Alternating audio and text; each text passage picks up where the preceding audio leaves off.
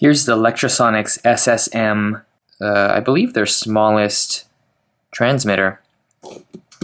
And this works with the Lectrosonics UCR441A receiver. This is a rental from a local rental shop in LA. And I rented this because I wanted to see how this does compared to my trusty Sennheiser G3 system. And this is a transmitter for the G3, and you can see the size comparison to the Lectrosonics SSM. Very tiny.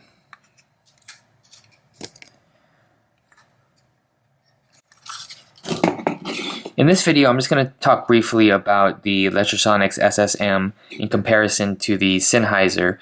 I'm not going to don't have time for an audio test right now, so I'm just going to show you the features of it and then what I think about this transmitter after using it. Two features that differentiate it with other Lectrosonics and other wireless transmitters is that it uses a LEMO 3-pin connection. So you need something like this, a microphone with a LEMO 3-pin connection, which isn't very common. It's common with some Shure mics, but it's not very common with other mics.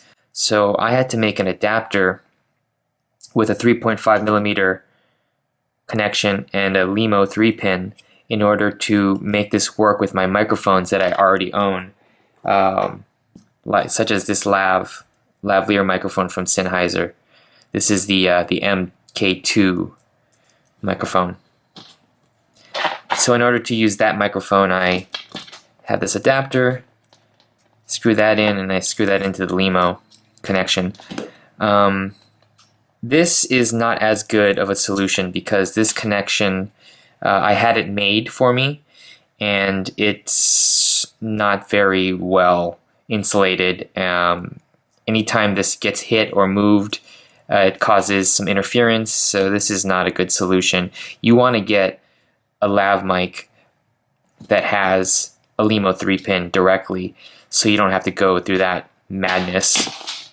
So that's I would say the biggest drawback is this connection with the limitation of mics. I guess I trying to figure out why they went with a LEMO 3-pin, but the battery compartment, there's a clip. There you go. And the battery, they're more of a universal.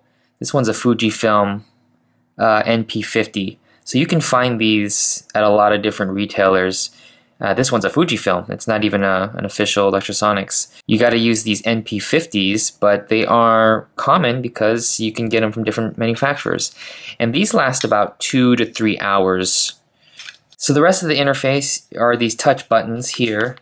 Since they're all on the face and they're not hidden in the compartment on like a Sennheiser, in order to activate these buttons, you have to hold them down for 3 seconds and then it turns on or off. And then if you want to switch between frequencies or the audio channels or the audio, the gain, you just hold that down and then you go scroll up or down. It's actually very intuitive and easy to use. So on that regard, I would recommend this for people who don't really know, what they're doing. But the price tag on this is about $14.50.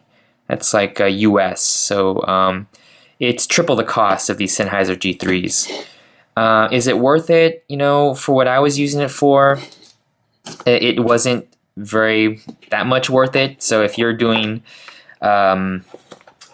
news or interviews, documentaries, this isn't the Lectrosonics isn't as necessary. You can get by with the Sennheiser; it's perfectly fine. And plus, when you want to get the receiver, this is also another $1,500 to $2,000. So you're talking about $2,500 to $3,500 system, depending on which receiver you get for Lectrosonics, and all the microphones you got to get with the LEMO 3-pin. So you weigh that cost and see if it's worth it. I would say if you're doing stage plays or anything where you need to hide the microphone, and it needs to be very small. This is about as small as I think you can have a transmitter. So if you need something really super small and you have the big bucks, you can get the Lectrosonics.